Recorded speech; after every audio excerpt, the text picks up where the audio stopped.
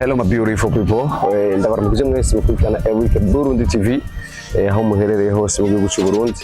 Ndagutumiye kandi subscribe now, nibitari byakanda subscribe kama. Ndi kubona umujene ari very talented, maybe turiko kuganiro twaza kuyaga byinshi kimwe canke bibiri hama twongere dukore cyo bita freestyle bro. Ni hot. Amahoro. Ura ya ndiganye ndigado nyine. Yeah. Nashaka bari gukuraba ngaha bamenye mukabanje. Ya. Shaka kumenya undi. Yeah. Kware ho benshi ngaha bari gukuraba. Harimo bakuzi ari batakuzi. Rero kuri baje batakuzi barifuza kumenya ati mbe ndi kumwe nande. Ya. Kubifuza kumenya bari kumwe na Kiboko Champion. Yeah. Ya. Kiboko Champion. Kiboko Champion yatanguye umuziki ryari? Ya, navuga yuko natanguye muri 2015.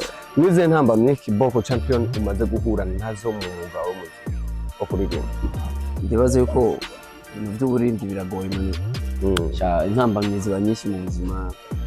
Ubeshi nabeshi muri inshuti cyangwa abatari inshuti, so ugasanga mu byo ukora ari abagushigikiye n'abandi usanga batagushigikiye, bamwe ngo bihebe abandi ngo uko bapoteza ibintu byawe. So intambamye ziba nyinshi nyene. Kugira n'igihe usanga kambere afite indirimbo wawe yandika ariko ukabura amafaranga yo kwisohora nyine, usanga kuri kwa pani nk'umuntu nyene uko buri muri ibyo kandi bishaka yabigoye nyine. Intambamye ziba nyinshi. Ikintu kimwe Kiboko amaze kunguka mu mwuga wo kuririmba ni nk'icyaha. Biragoye mani.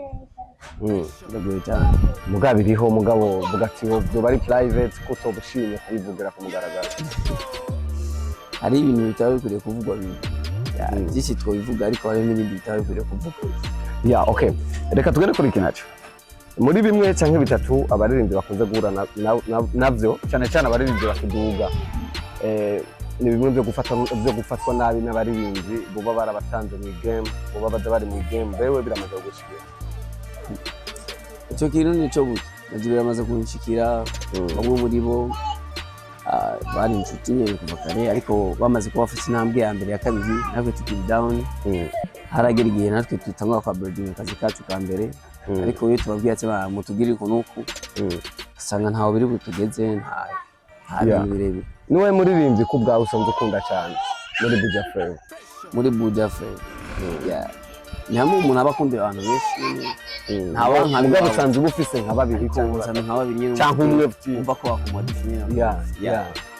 Je kurimbya mbere buryo mu nda burya ayi wacu ndakunda Fizzo. Big Fizzo. Yeah. Why Big Fizzo? Why? Nkakunda Asatubi. Ndamukunda nyine. Afu nibo batanga umuziki. Yeah. Nenda bakunda nyine. Uramaze kwiyumvira n'umunsi umwe kuririmba rap cyangwa hip hop? Kera nyine kera narigize kuba numva ndimo umva rap naririmba ariko ntabwo nigeze nabikunda nkuko byaje seme abenga ninge rap ntabwo ari guye wanje nyine ubundirimba ari nyine na hip hop ndirimba ngo. Okay, ma freestyle yawe gato.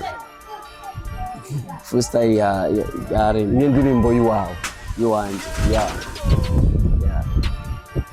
Iyi ni project abuji wacu ni fresh, iwacu ni mu muji nza gukorera umunsi nyinshi sweet, iwacu dufite amagari oya ngi wacu si mu bikari, iwacu ni hagari ni washaka nza gutwara mu burayi, ni washaka ndakuvugiriza gitari mabebi nza kwerekana ibidahari, ndazikwa bagushaka benshi bahari gusa kubabwire ko ukunda ndahari, bareka iyo mikino bareka iyo mitsetso bareka iyo mihari.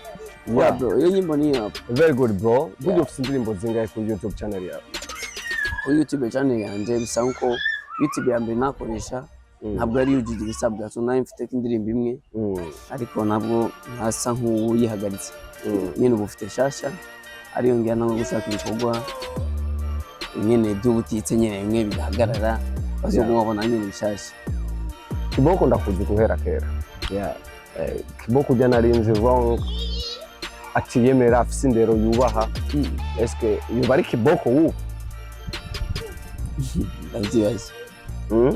Nuko nyine igihe uko kigenda kiragenda nyine abantu tugenda turahindura ariko ntabwo nyine twahindutse tugiye kure cyari wabandi nyine waruzi gusa nyine imyifato n'usanga itandukanye ni wowe muririmbyi nubwo aririmba ubona ko atadashoboye ku bwanjye nta muririmbyi uvuga ko adashoboye cyangwa umunsi wabishoboye ahageretse kuko natwe turashobora kuvuga ngo turashoboye ugasanga hari abandi batubona ko umwe ntidushoboye ubuzima rero nta muririmbyi avuga ko adashoboye kuko bose barashoboye kuko bose bafite impano yo ngubu amaze kwiyumvira akaririmba nubwo twebwe abantu tuvuga ati niyo ububona ariko burya abafite ijya mpano n'ubundi abashoboye nta muririmbyi n'umwe adashoboye reka nakubaza ikibazo icyo tugenda tumene nka bugari ikiganiro burya Kiboko Champion ni ibihe intumbero afise mu muziki wiwe intumbero yanjye mfite mu muziki wanjye uko natera imbere hagera aho abandi bageze ndafite intumbero vraiment yuko ntava ngaho ndi nkazoshika imbere aho abandi bari hajya abandi tubabonera tukumva umengo hajya hamwe ndashaka kuhagera hama nandi nkabarizaho ibindi biriyo nk'abandi nyene aho bari. Ni cyo kintu kikubabaza mu muziki kuruta ibindi? Ikintu kimbabaza mu muziki kuruta ibindi byose? Umuziki mugabo birahangaye cyane birababaje kuko uravye tusohora menshi ariko yadashobora kwinjira ubwo nyine rero ikibabaje ni ico uzumva umuntu rero yarinziza ntiyagaruka mugabo uzi ico bawokeje uwo wandanye ukomeza ariko ugasanga ikwiza kukubabaza rero n'uri ku mubari wawe ico yigira nagufasha ugasanga akakubwira ngo bro ngo biki n'ibiki ngo ubwo n'uburofu urimo ngo amafaranga uko watango ni ngo nzo nk'ukuntu yagarura ngo biki n'ibiki so ugasanga nyene hari n'abagufatinga nyene birababaje nyene amenye ubu muri nyine wo gushakaho kwigeza acika intege nyine bandanye ikomeza. Okay, gukina amasinema warabiheze? Oya ntabwo nabiheba gukina sinema. Niyo YouTube shasha ndibaza bazobona ibintu byose ni movie ni muziki. Udushisha kuri YouTube? Urubuga kuri YouTube nyine. Okay. Kubera iki kare uti ku ruhande rwawe ntabwo wujukira ibintu by'imbuga?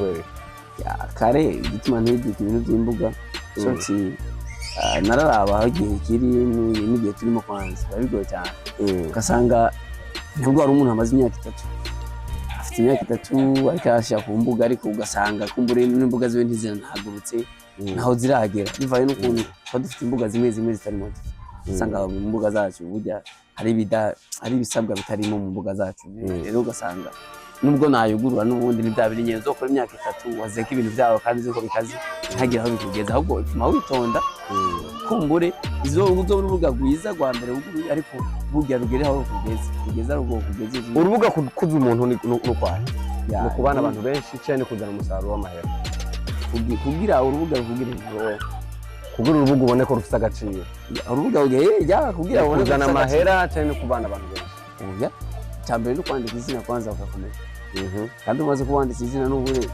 n'amafaranga ubu yarose hari abantu bafite imbuga zifite aba followers 500 500 ariko atana amafaranga abibazanira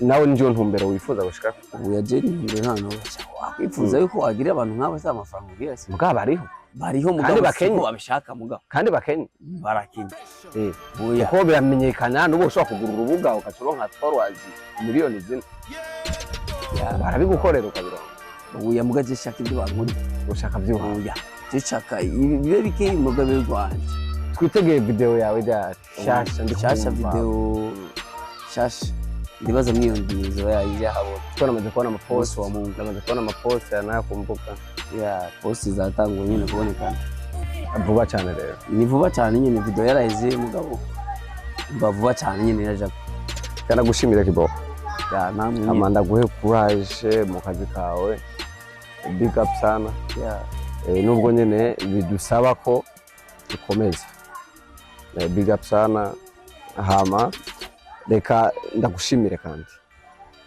nawe murakoze